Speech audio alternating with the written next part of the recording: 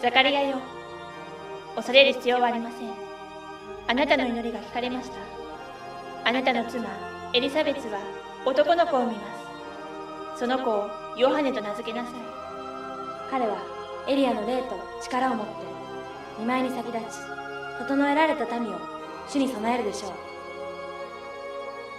私も妻も年を取りました。今さら子供など。この喜ばしい知らせを伝えるために私たちは来ました。あなたはそれを信じなかったので、その日が来るまでその口は言葉を知ることはないでしょう。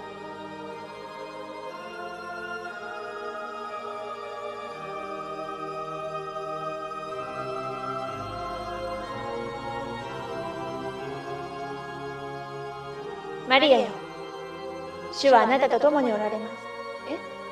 あなたは男の子を産みます。その子をイエスと名付けなさい。彼は大いなるものとなり、イスラエルの王となります。しかし、私にはまだ夫がありません。あなたは親族エリザベツを訪ねなさい。彼女も子を宿していますが、あなたもそこで子を宿すのです。お言葉のままにいたします。マリアは親族エリザベツを訪ね、そこで3ヶ月を過ごし、その間に子を宿した。マリアにはヨセフという言い名付けがあり、マリアが子を宿したことを知ったヨセフは離縁しようと考えたが、それは聖霊によるものであると天使が告げたため、ヨセフはこれを受け入れた。しかしマリアのお腹が大きくなるにつれ、ヨセフの心にはマリアに対する不信が膨らみ、マリアが臨月を迎えた頃、2人は人口調査のためにベツレヘムを訪れていたが、ヨセフは宿を準備することなく、マリアは馬小屋でイエスを産み落とした。その複雑な出生のため、イエスは親のある孤児のような立場で幼少期を過ごした。一方ヨハネが生まれた時、祭司ザカリアが口を開き、彼の名を人々に告げたことから、人々はこの子は一体どんな子になるのかと噂し合った。ヨハネは激しい修道生活の末にヨルダン川で人々に洗礼を授けるようになり、イスラエル全土から多くの人々が彼のもとへ集まった。悔い改めよう、天国は近づいた。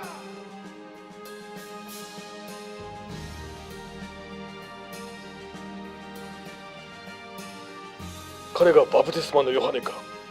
はい。多くの者が彼こそメシアではないかと噂しています。話を聞いてみよう。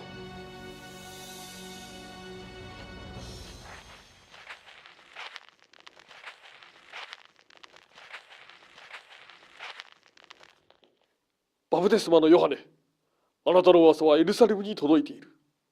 しかし、今まで多くの偽預言者、偽メシアが現れたが、あなたの言葉はどこから来るものか。天の時が満ち、天の国が近い。そのためにただ悔い改めようと私は説いている。では、あなたがメシアなのか。私は水で洗礼を授けるが、私の後から来る方は私より力のある方で、聖霊と火によって洗礼をお授けになるだろう。その方はいつ来られる。すぐに。では、その方が来られたらすぐに知らせてほしい。あなたは今までのものとは違うようだ。イスラエルよ、悔い改めよう。彼は祭司ザカリアの息子。その出生は神秘に満ち、その言動は信仰にあふれている。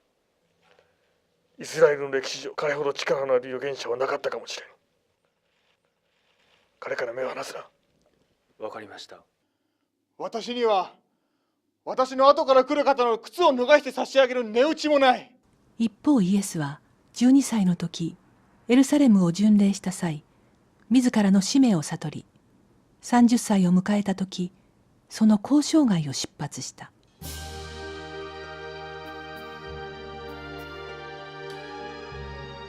んということだ。ヨハネ、あなたの洗礼を受けに来ました。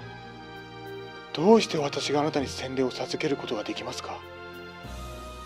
私こそあなたから洗礼を受けなければなりません。ヨハネよ、今は受けさせてもらいたい。わかりました。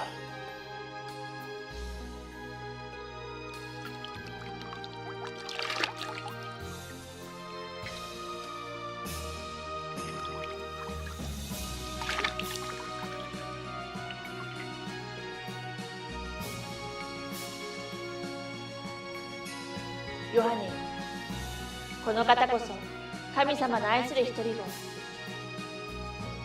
神様の御心にかなう方です。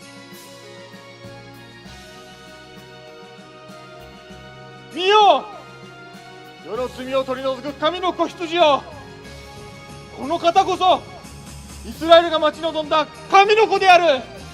私は今この方に御霊が降りるのを見た。この方こそ神の子である。主よ、主が来られたのよ。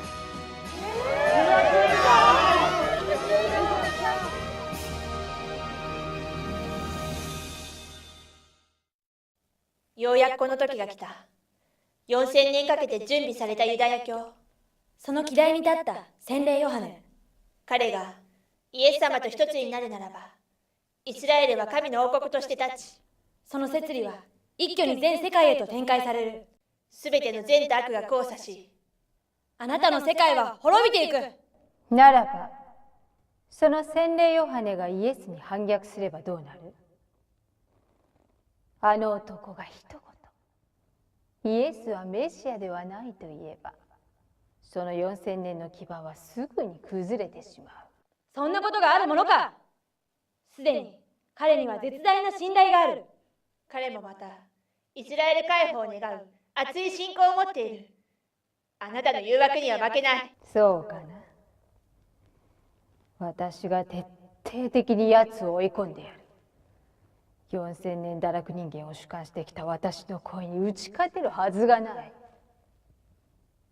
見ているがいい。本当にあなたが救世主なのですか？私へ送られた方は私の父であり、私はその子である。父の願いは神の国を見ることであり、私はそれを成し遂げるために来た。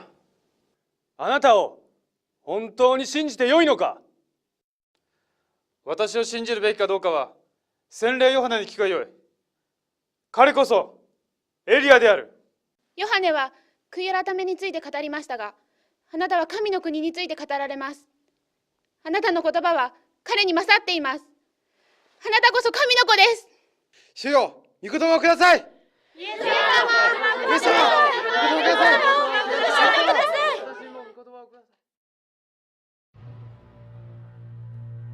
ヨハネ、もはやお前の話を聞く者は誰もいない。お前の前にひざまずき、洗礼を求めた者たちは皆イエスのもとにいる。ヨハネ、私は知っているぞ。お前の心にある寂しさを。ヨハネの心にサタンがささやき、ヨハネの心は揺れた。ヨハネ、彼は本当にメシアなのか？あのナザレから来た男は立法を犯している。彼は本物なのか？ヨハネ、お前は命を懸けて立法を守ってきた。イエスはそれを破ってお前を否定している。そんな男についていくのか？あなたこそメシアではないのか？私は違う。ならばあなたはエリアなのか？イエスはそう言っている。ヨハネ、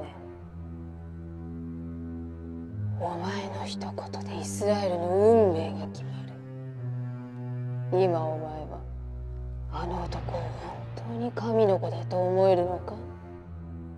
イエスを否定すれば人々はお前のところに戻ってくる。どうなんだヨハネ、あなたはエリアなのか？ヨハネ、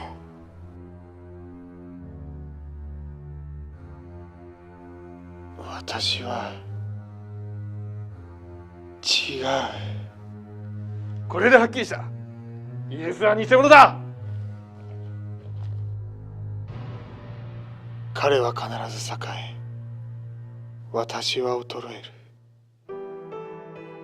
洗礼ヨハネはイエスを明かし、イスラエルをイエスに連結する使命と同時に、イエスの士族の立場で第一弟子としてはべり、どこまでも運命を共にする必要があった。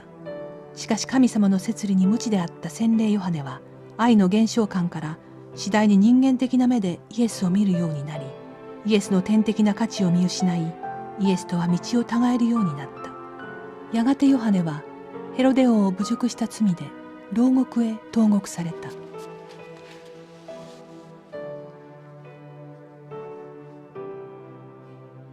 イエスを訪ね、聞いてほしい。来たるべき方はあなたなのですか？それとも他に誰かを待つべきなのでしょうか？ヨハネがそう言ったのか？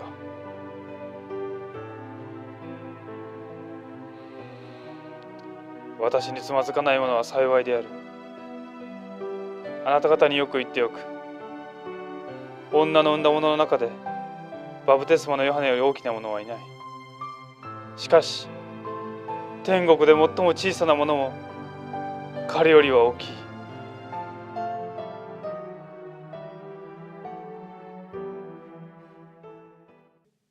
さあ、褒美は何が欲しい？では、洗礼ヨハネの首を。ヨハネの首を？くださらないのですか？わかった。おい、ヨハネの首を取ってこい。主よ、お許しください。4000年耐えに耐えて築いた基盤があっさりと崩れた。これは愉快だ。どうする？神の子イエス。私が彼の身代わりとなる。神の子であるお前が罪に汚れた堕落人間の身代わりになるというのか？そうだ。お前が堕落人間の身代わりとなるならば容赦はしない。私は父の身旨を必ず成し遂げる。イエスは洗礼ヨハネの代理として40日断食のサタン分立条件を立てた。栄光の主として来られたイエスが洗礼ヨハネが受けるべき苦難をイエス自身が身代わりとして背負い、命がけの条件を立てたのである。イエスよ、40日断食の勝利は認めよう。さあ、腹が減っただろう。この石をパンに変えてみるがいい。お前が神の子ならばできるはずだ。人はパンだけで生きるのではなく、神の口から出る一つ一つの御言葉によって生きるものだ。肉親を生かすパンが問題ではない。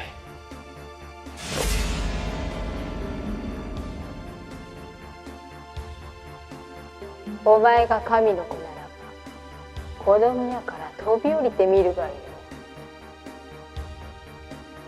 主なる神を試みてはならない。本来天使であるあなたは私を試みるのではなく、私に主観されるべきだ。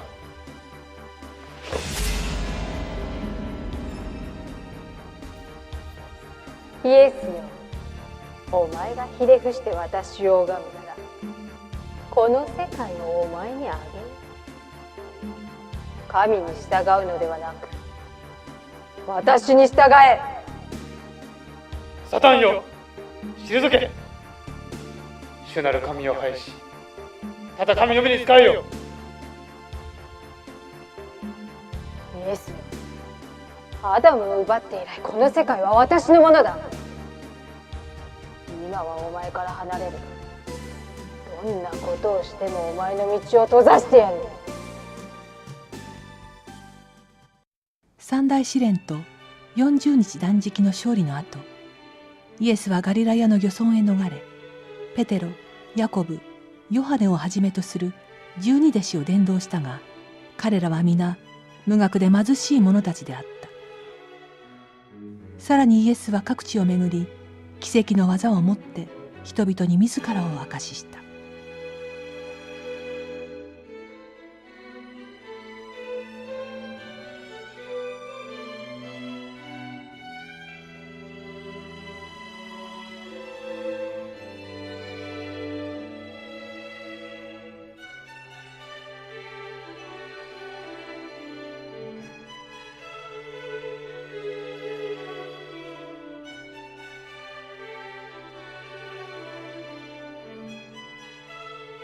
イエスの噂は瞬く間に広がり、イスラエル全土から多くの人々が救い主イエスを求めて集まるようになった。時にイエスは5,000人の人々が集まる中、福音を語った。心の貧しき者は幸いである。天国は彼らのものだ。心の清い者は幸いである。彼らは神を見るだろう。天の父が完全でなられるように、あなた方も完全なものとなりなさい。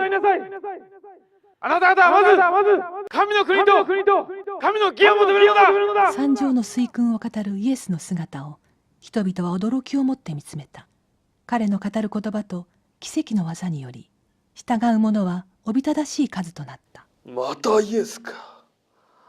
あの男、証拠にもなく。そろそろ手を打たないと手遅れになります。よし。イエスの技は悪霊の技だと触れ回れ。そして奴が律法を犯すならば民に訴えろ。律法を破る者に従う者はユダヤの罰を受けなければならない。そう叫べ。わかりました。イエスの存在を恐れた大祭司カヤパらエルサレムの指導者たちはイエス迫害に乗り出した。イエスよ、お前は安息日に人を癒すのか。しかもお前の弟子は安息日の律法を破り麦を食べている。どういうことだ。人の子は安息日の主である。律法は私のためにあったのだ。この偽メシアめ。そんなことありません。私はたった今この方によって救われました。この方はメシアです。何を言っている。この男のしていることは悪霊の技だ。この男に従う者は悪霊のしもべになるのだ。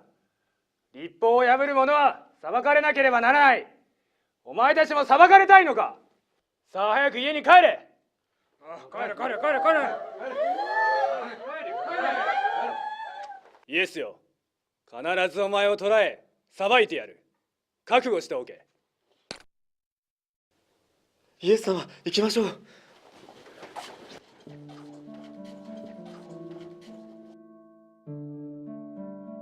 迫害は日に日に激しくなり、イエスに従う者は罰せられるという声に民は怯え、次第にイエスのもとを離れていった。みんな、イエス様を信じるんだ。この中にはイエス様に癒していただいた者も多いじゃないか。あの男は本当にメシアなのか。そうよ。確かに癒してもらったことはありがたいけど、彼はいずれ捕まるわ。道連れになるのは嫌よ。そうだ。何言ってるんだ。みんな大変だ。祭司たちが巡回しているぞ。イエスの集会に集まっている者はイエスと同罪だと言っている。さあ帰ろう。もう我々に構わんでくれ。そうよ。あなたたちと一緒にいたら私たちも同罪になっちゃう。もう構わないで。待ってくれ。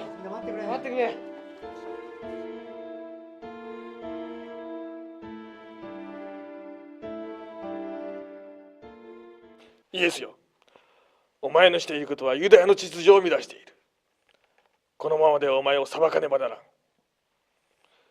おとなしくナザレへ帰り大工として暮らせ。今ならば許してやろう。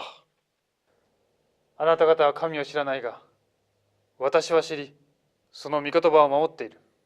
この偽メシアめ、だが覚えておけ。人々は迫害を受ければすぐに離れていく。どうせお前の周りにも自分の救いを求める者ばかりが集まっている。すぐ離れていくはずだ。命がけでお前を守る者などいるはずがない。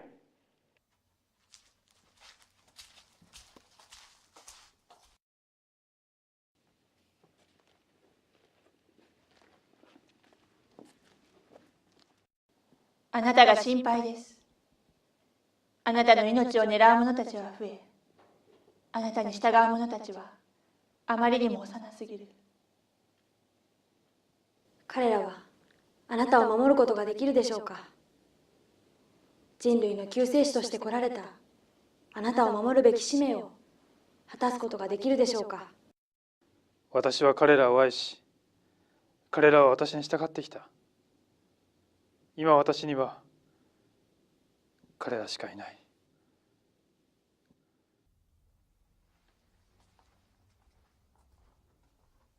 お前たちは蛇のように賢く、鳩のように素直であれ。地上に平和をもたらすために私が来たと思うな。平和ではなく、剣をないかむために来たのだ。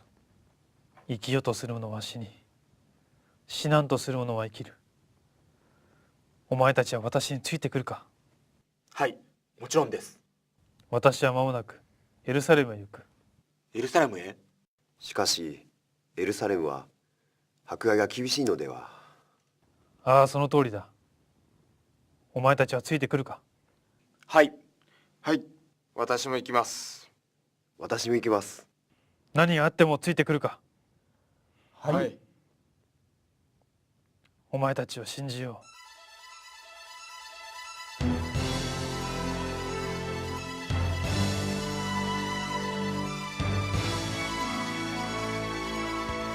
エルサレムに主が来られた。いいですよ。弟子たちを黙らせろ。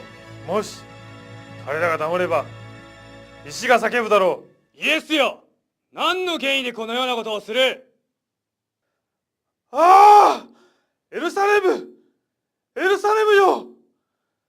メンドリが翼の下にそのヒナを集めるように、私はお前の子らを幾度集めようとしただろう。それなのにお前たちは王子を渡しなかった。この男は立法を破りエルサレムを汚す者だ。追い出せ。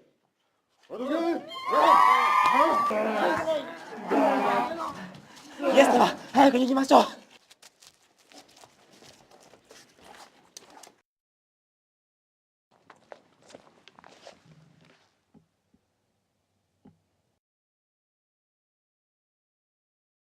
イエス様、迫害が激しくなっています。人々も離れ、お金も底をつきました。エルサレムを離れた方が。ユダ。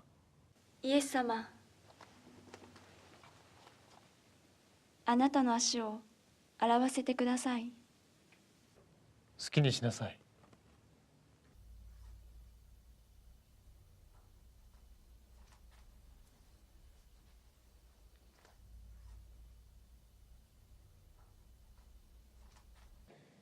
そんな高価な香油を使うのか。もったいない。それを売って貧しき者に施すべきだ。ユダよ、彼女のするままにさせておきなさい。貧しき人たちにはいつでも施すことができるが、私はいつまでも共にいるわけではない。彼女のしたことは全世界に語り継がれるであろう。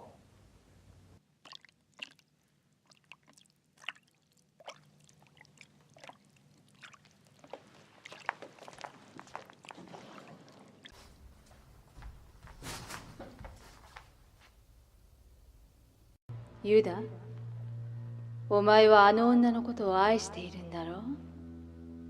あのイエスさえいなければ。あの男は本当にメシアなのか。みんな貧しくすべてのものを分け合っているのに、奴はあんなに高価なものを自分のために使わせた。お前たちはあの男に利用されているのだ。あの男に従えばお前の命もないぞ。イスカリオテのユダにサタンが入った。ユダは銀貨30枚でイエスを売り渡す約束をし、祭司たちはイエスを十字架につけることを決定した。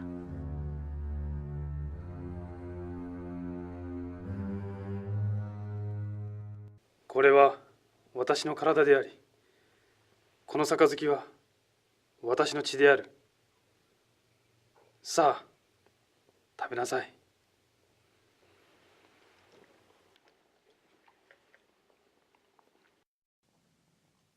この中で私を裏切ろうとする者がいる。主よ、誰ですか？俺じゃない。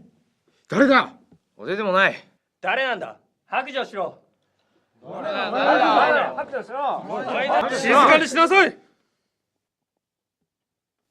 ユダ、お前だ。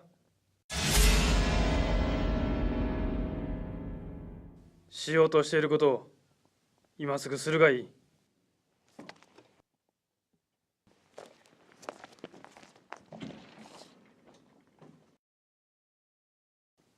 お前たちは心を騒がせず、神を信じ、また私を信じなさい。私は行くが、必ずまた来る。主よ、どこへ行かれるのですか？私もお供します。お前はついてくることができない。どこへでも行きます。この命にかけて。私のために命を捨てるというのか。しかし、今夜お前は鶏が鳴く前に3度私を知らないと言うだろう。そんな。主よ、たとえあなたと一緒に死ななければならなくなっても、あなたを知らないなどとは決して申しません。あなたは必ず言うだろう。主よ、私たちに神様を見せてください。そうすれば信じることができます。ピリポよ、こんなに長く一緒にいるのに私が分かっていないのか。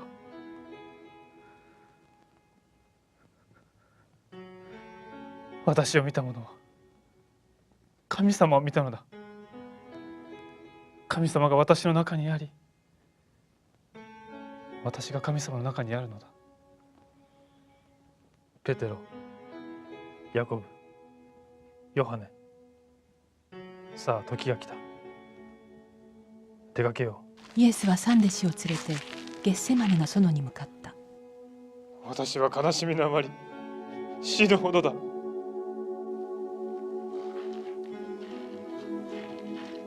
目を覚ましてここで祈りなさい。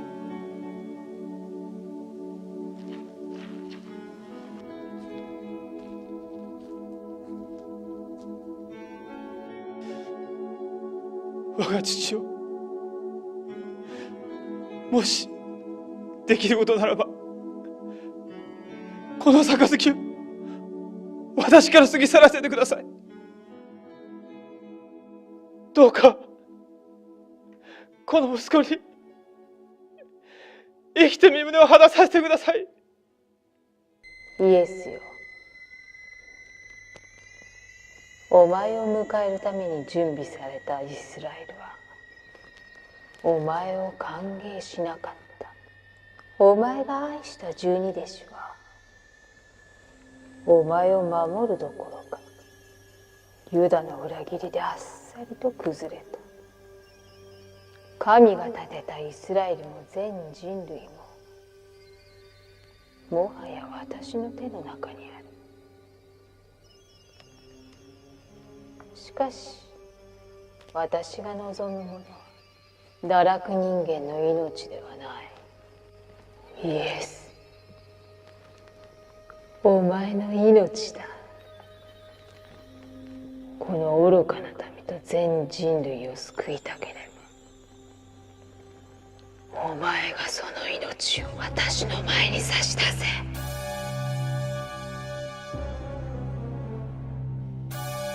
父よ、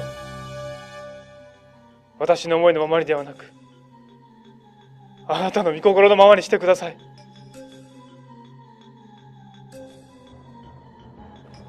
イエスよ、孤独のあまり狂い出しそうだろう。私にはまだ三弟子がいる。あの三人がお前を支えるのか。奴らがお前を命がけで守るというのなら認めよう。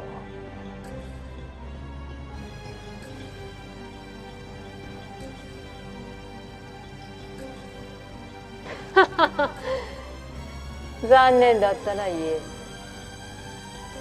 所詮堕落人にお前の思いも届かなかったよ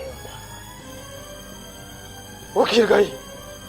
あ、主よ、お前たちはそんなにひとときも私と一緒に目を覚ましていることができないのか。誘惑に陥らないように目を覚まして祈るがいい。心は熱しているが体が弱いのだ。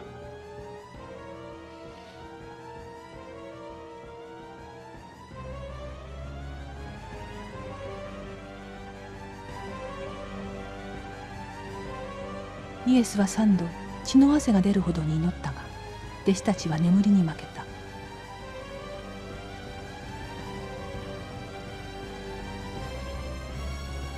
父よ、すべてを御心のままにしてください。イエス、覚悟はいいんだな。私はあなたには屈しない。私は父が示された道を行くのであって、サタンに惹かれていくのではない。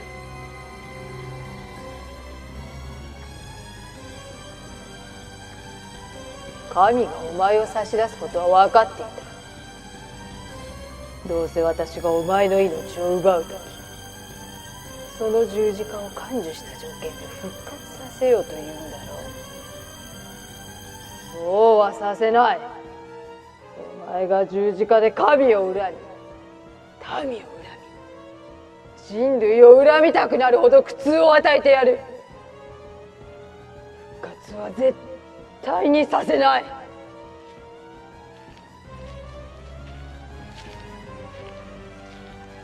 なぜそこまでする？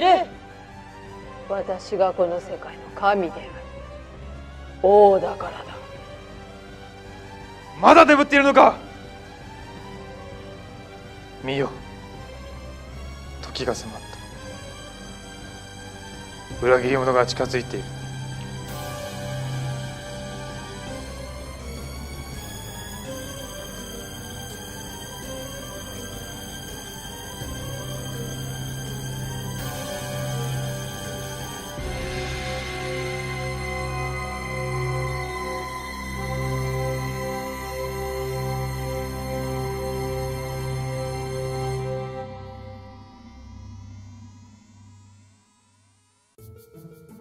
大祭司カヤパは次々と証人を立て、イエスが偽メシアであることを明かしさせた。イエスよ、これだけ多くの証人がいるのだ。何か言ってみよ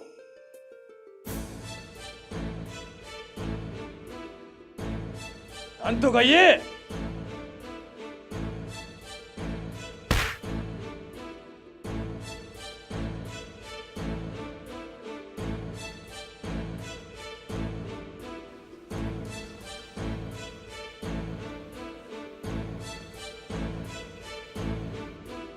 あなたイエスの弟子でしょう。何を言うんだ。何のことかわからない。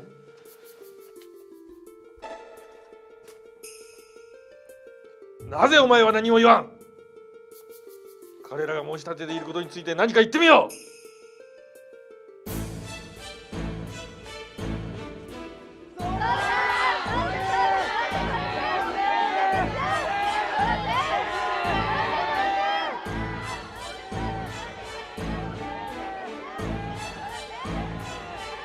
確かにイエスと一緒にいるのを見たわ。あなたイエスの弟子でしょ。そんな人は知らない。お前は神の子キリストなのか。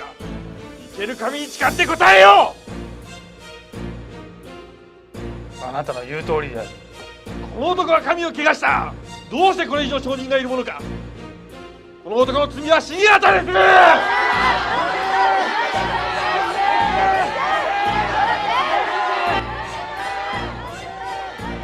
偽メシア。確かにあの男の仲間だわ。あ、見たことあるよ。イエスの目仲間だろう。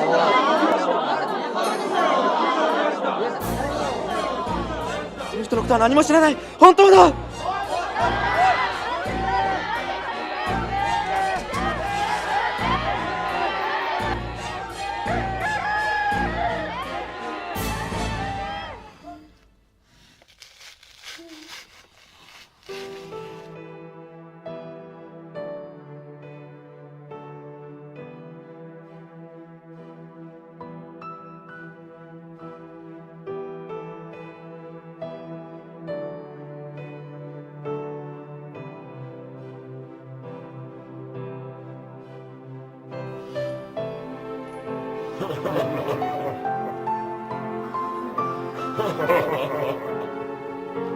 大祭司カヤパはイエスをローマから派遣されていたピラト総督のもとへ連行した。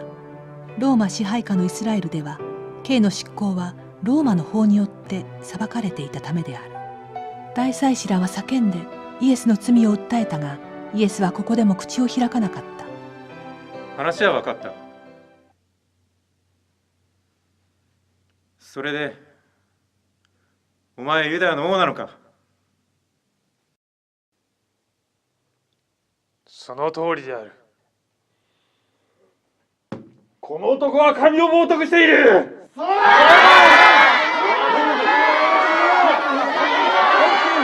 ピラトは彼らの訴えがやっかみから来るものであることを悟り、また妻が夢でイエスによって苦しめられたゆえ、彼には手を出さぬよう進言したため、イエスを許そうとした。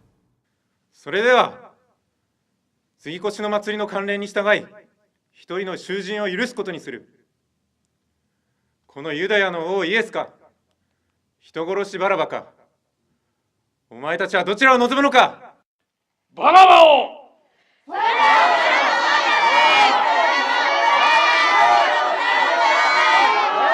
はイエスはどうする？十字架につけよう。こ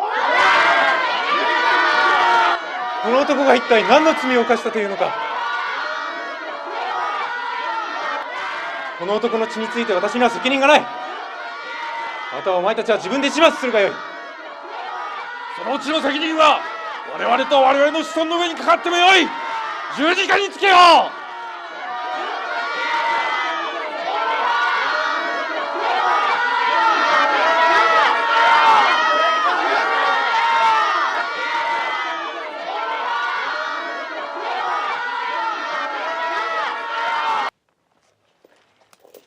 おい、ユダヤの王。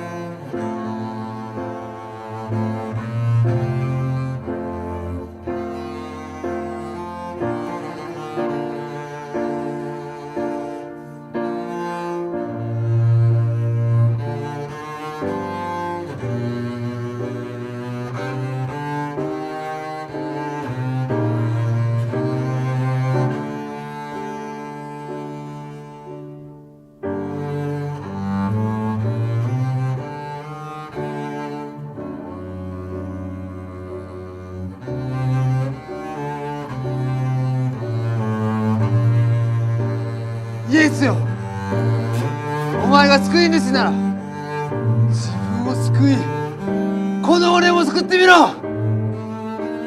よせ、俺たちは自分の犯した罪の報いを受けるが、この人は違う、無実の人だ。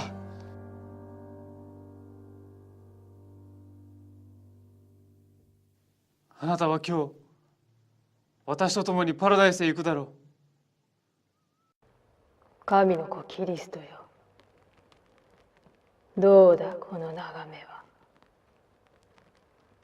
お前を裏切り、お前を見捨てた者たちの顔を見るがいい。恨めしいだろう、憎しみが湧くだろう。これでもまだ恩衆を愛せるのか。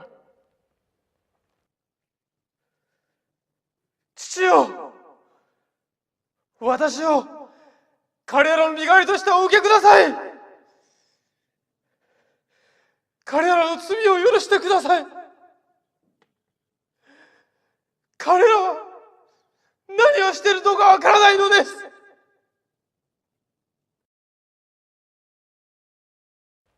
お前のその体を見ろ。滴り落ちるその血を。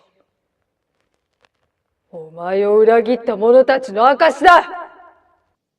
この血は人類の未来へと続く希望の雫となる。イエスよ、許せるはずがない。私には見える。再臨の日に築かれる神の王国が。イエス、恨め。父よ、私の魂をあなたに捧げます。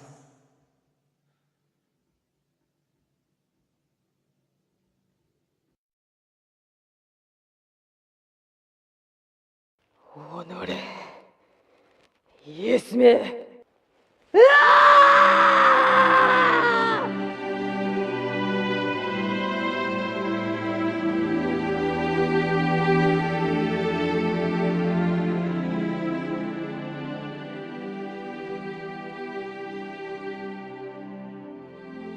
十字架の摂理において勝利したイエスは霊的な立場で復活し、再び12弟子を集め40日間彼らと過ごした後、再臨を約束し昇天した。